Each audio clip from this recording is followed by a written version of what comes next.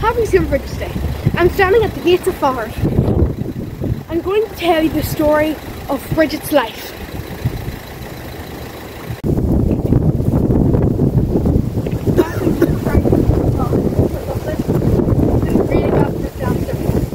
Let's get into the early life.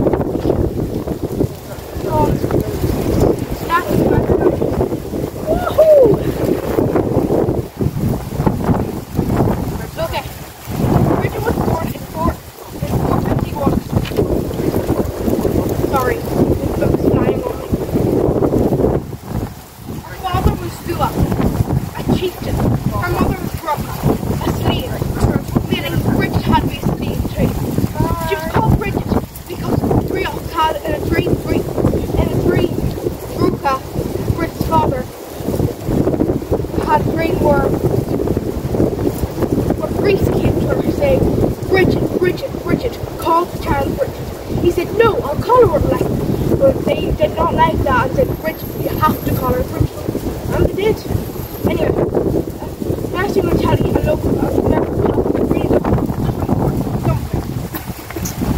Brigid had 3 brothers, and they didn't like her because she didn't want to get married. So they got a suitor and brought her up, and she was over here, I believe she was praying, and she said, and the man said, someday those beautiful eyes will mine, and she literally took her eye out of the head and gave it to him saying, it's yours, take it. And then her brothers were so shocked and there was no water around. So Brigid said, take my staff and poke a hole there, and water will spring forth. And it did. And then she said to the man, there are 2 eyes on first right here. And they did. But they got it like that. I know, they're exactly wrong.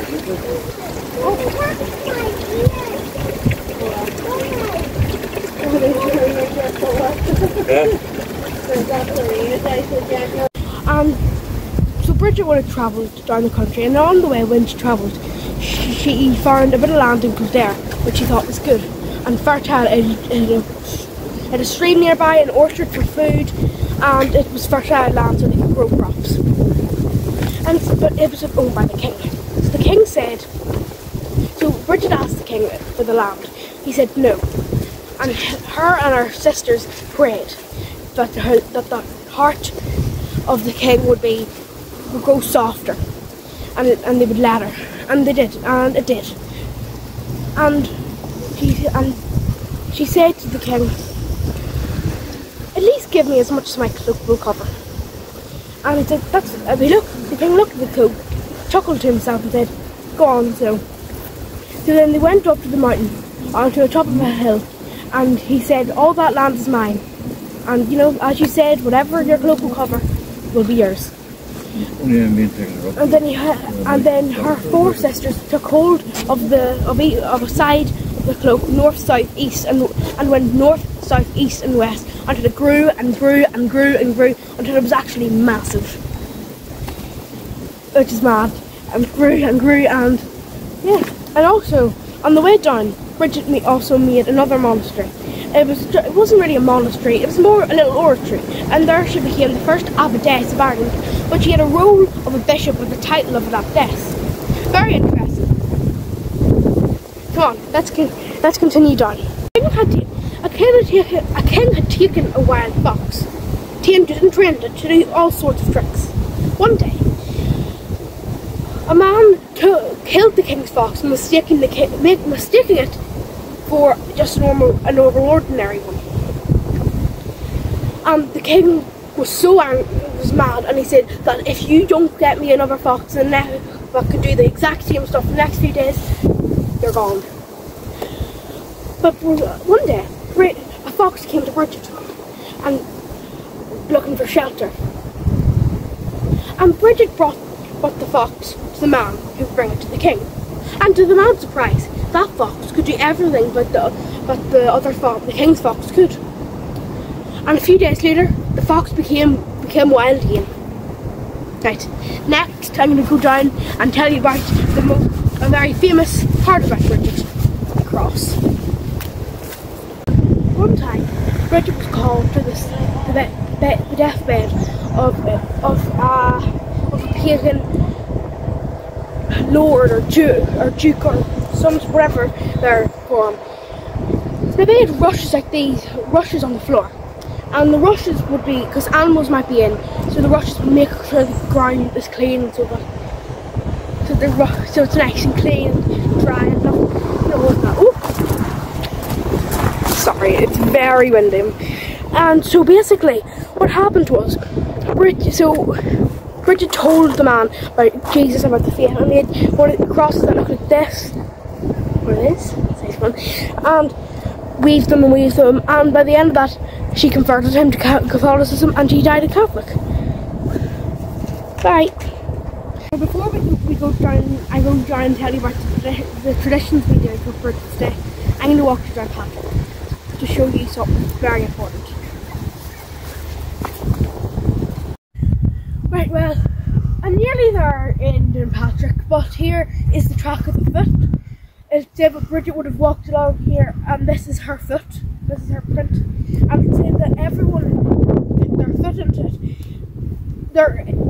It has been raining for the past few days, but my shoe on here. But if I didn't, I would say my foot fits. If you come closer,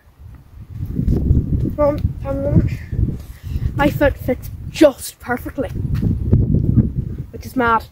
Right, and get a cold.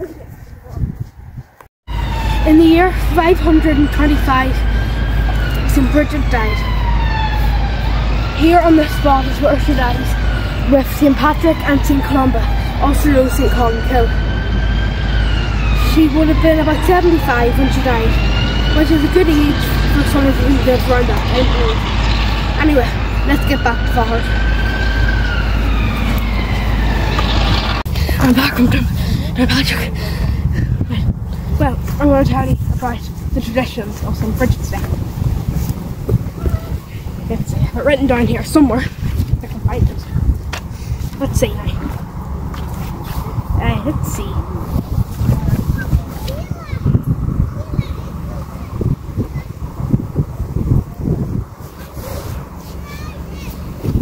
Sorry.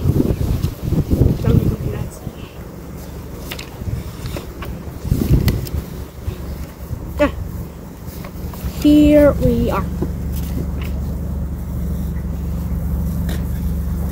One of the folk tradition that continues in some homes is St. Brigid's bed. The girls and unmarried women of the village made a dolly, what would represent St. Brigid, and they make it a bed out of rushes. Let's see. It was made. The doll would be made out of corn. That's why it's known as a corn dolly. And the doll would be known as a Brigid, and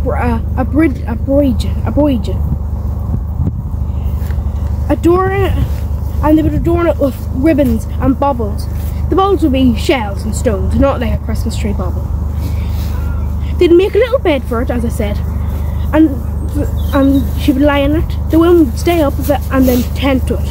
And the young men would come in and treat it with respect. It's pretty weird, but hey. And Brigid is said to walk the earth on Brigid's Day. Before going to bed, they would leave a little strip of cloth, which we still do, and it was said that Brigid would bless it, and the head of the house would smear it onto the fireplace.